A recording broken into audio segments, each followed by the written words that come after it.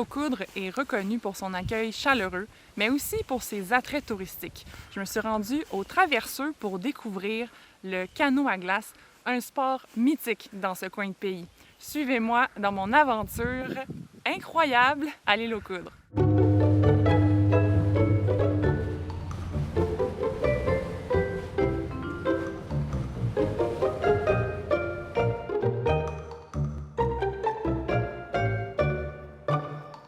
Je me rends avec l'équipe dans le secteur Saint-Louis pour rencontrer Annie Harvey, propriétaire et fondatrice des Traverseux Espace Patrimoine Canot à glace. Sur place, Annie nous accueille avec un bon café et nous explique le déroulement de la journée. Puis l'esprit d'équipe aussi. Fait que si t'as pas la cohésion... Étant donné que le canot à glace est étroitement lié à la marée, il faut accélérer la cadence et commencer les étapes de préparation. Dans le vestiaire, on nous explique quels vêtements enfiler avant d'installer les jambières de protection et les crampons. Parfait. Je vous laisse mettre votre salopette après. Il ne faut pas avoir trop de couches de vêtements, nous confie Daniel, autrement, on aurait trop chaud. Faites correct, trop serré dans la botte du pied. Ben pas dans, juste là. Tu peux mettre tes paires de pied. Ouais. Voilà. Je te laisse opérer le pied. Une fois la veste de flottaison bien ajustée, on enfile les mitaines et on sort pour aller rejoindre l'équipe de guides qui nous accompagnera tout le long de l'activité. Avec la deuxième personne. Les explications sont données sur la batture de glace, ce qui permet de se préparer psychologiquement à ce qui s'en vient. Pas comme en canot normal où tu essaies de la penter le plus possible. Non. Je me sens nerveuse, mais surtout excitée à l'idée d'aller courir sur le fleuve gelé. Guy Lapointe, le conjoint d'Annie, est notre barreur. Là, moi, je vais aviser mes deux dans l'avant. OK, en avant. En arrière, on donne encore 2 coups. OK. Comptez 2 coups, j'ai pas besoin de vous leur dire. 2 coups. Là, vous rentrez votre âme, le manche à l'intérieur. Et vous allez l'asseoir là. Il nous explique comment embarquer et débarquer du canot de façon sécuritaire. Envoie cette jambe-là dans le milieu du canot. Dans le milieu? Ouais, vraiment. Ouais, quand tu tombes assis sur le banc. Tu vas te positionner la main là. OK, de même. Ouais, tu vas faire ton mouvement de... Prends, tu pousses avec tes bras, tu relèves, ainsi de suite. En canot à glace, l'équipage est composé de 5 personnes. L'arrière du canot est réservé au barreur. C'est lui qui nous guide sur l'eau et qui nous sort des situations où le canot est coincé dans la glace, par exemple. On va suivre, on va se frayer un chemin dans le sens où c'est que le parti est plus bas, ça fait qu'on va se replanter là-dedans pour... Au centre, il y a la position arrière-tribord, arrière-bâbord, avant-tribord et avant-bâbord.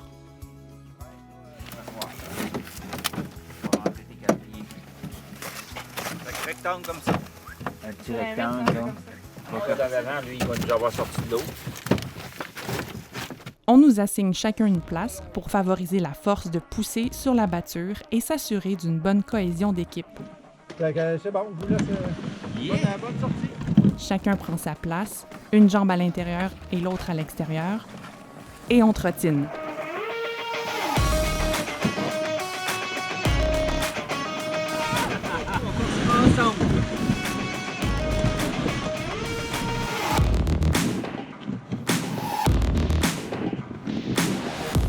Je suis la cadence de Joël qui est à côté de moi et tente de trouver mon souffle. Le rythme s'installe peu à peu, mais il faut rester vigilant. À tout moment, on passe de pousser à trottiner, ce qui demande beaucoup de force et d'agilité. Au lieu de tout donner, je me modère pour conserver mon énergie. Joël s'arrête à quelques reprises pour encourager l'équipage. Ça va? On peut prendre une pause. Et vérifier le chemin vers le fleuve. Là, c'est ça, on va essayer de prendre la surface. J'imagine. La surface la moins pire. Là. Ce n'est jamais décidé d'avance. Parce que là, c'est rabattu pas mal. Par là. Fait qu'on va y aller tranquillement, on va essayer de se trouver un... Et on continue. On va se débarquer un bout, là, on va y aller par là.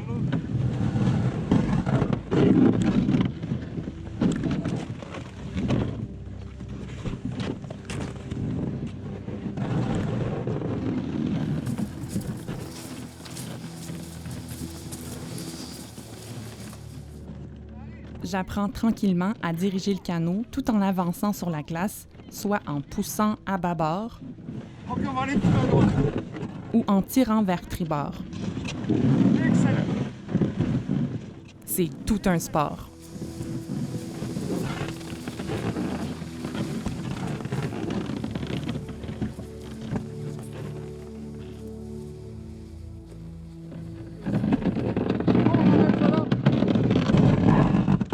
Hey! C'est ça? On s'arrête à quelques mètres de l'eau salée pour reprendre notre souffle. Je suis trop gros.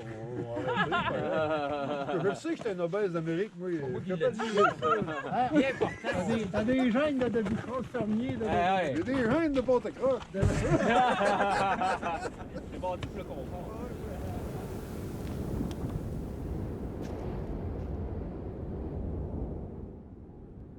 On va se ramasser, puis après ça, on va embarquer tranquillement dans C'est l'eau. beau, parfait.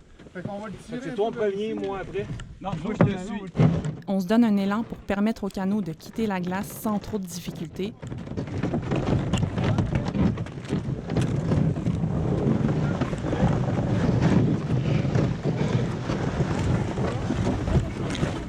Et nous voilà au beau milieu du fleuve Saint-Laurent.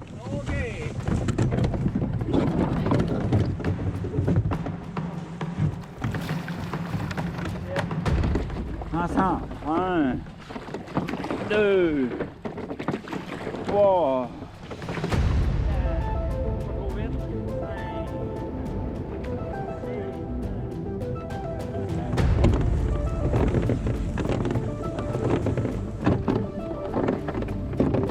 Continuez à ramer, continuez comme ça, on va virer tranquillement.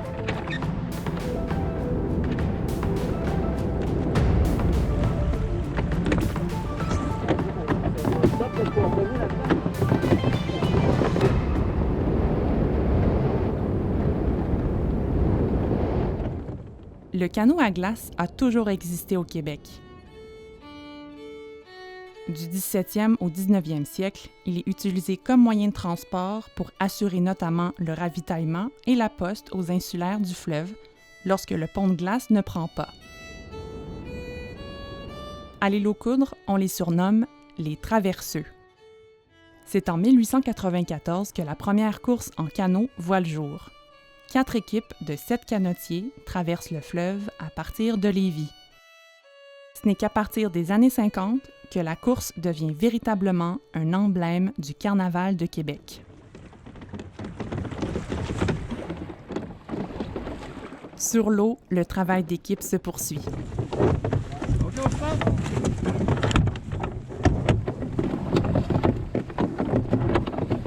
Les rames doivent suivre la même cadence et surtout rester près de la surface pour permettre une vitesse de croisière constante. Le fleuve semble si calme et laisse planer un silence enveloppant. En temps normal, si c'était l'annuelle Grande Traversée, l'équipage devrait ramer jusqu'à Saint-Joseph-de-la-Rive et rapporter un sac postal en mémoire d'autrefois.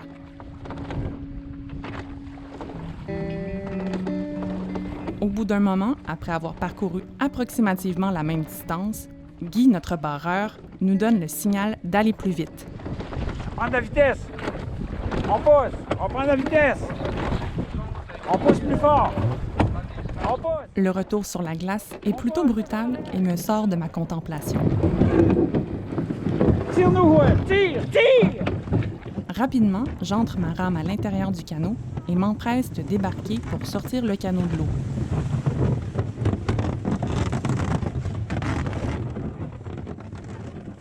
Let's go! On est prêt? On y va, boss! Daniel Tremblay prend alors la place de Joël et lorsque tout le monde est prêt, c'est un retour à la trottinette.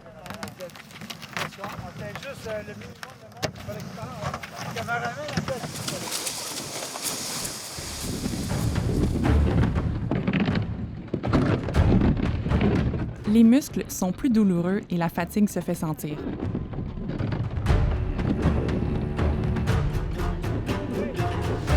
Mais Daniel est comme une gazelle, je n'ai pas le choix de suivre la cadence et de serrer les dents.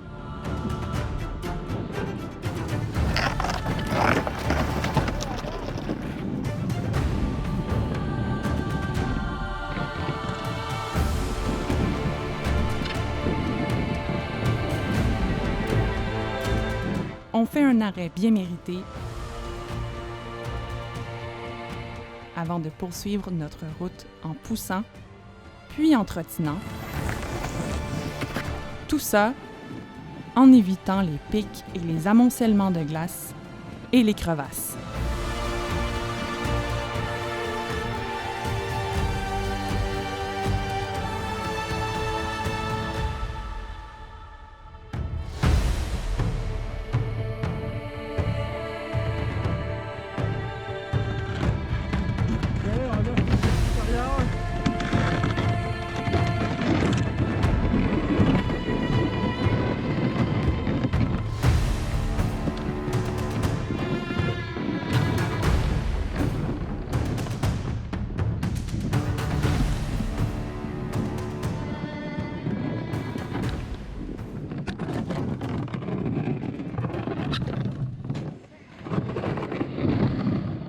Pour les derniers 100 mètres, Daniel nous suggère de soulever légèrement la jambe appuyée dans le canot lorsqu'on trottine, parce qu'on est sur le frasile et que c'est un moyen d'alléger l'embarcation. OK! On marche! Oh, bon.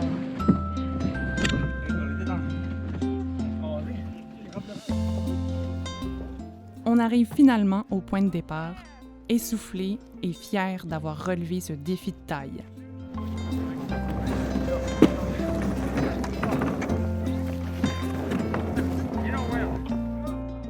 L'espace patrimoine nous permet d'en apprendre davantage sur la longue lignée de traverseux qui s'étend sur plus de 30 ans.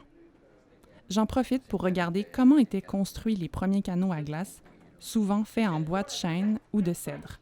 Eux autres, ils étaient dans cette équipe-là ici, là, en 74. Ils étaient arrivés de... En observant les photos, Guy nous explique que Annie Harvey est la petite fille de Grand Louis, un personnage marquant du film Pour la suite du monde de Pierre Perrault. Daniel et Joël nous présentent la nouvelle école de canot à glace, un projet ambitieux proposé par des passionnés du sport. Bien, on monte notre jambe tranquillement sur un programme qui va être divisé, mettons, en 20 séances. Une façon d'initier les curieux pendant une journée ou un séjour de 3 jours, ou encore pour perfectionner ceux qui voudraient faire de ce sport leur entraînement hebdomadaire.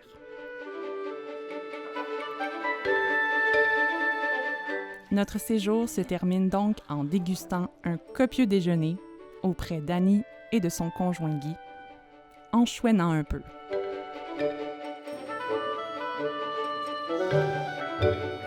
Le canot à glace à l'île aux Coudres, c'est tout un défi. Je le recommande à ceux qui n'ont pas peur de l'eau, premièrement, mais ceux aussi qui veulent relever des défis sur le fleuve Saint-Laurent. Je vous dis à la prochaine pour d'autres aventures dans Charlevoix.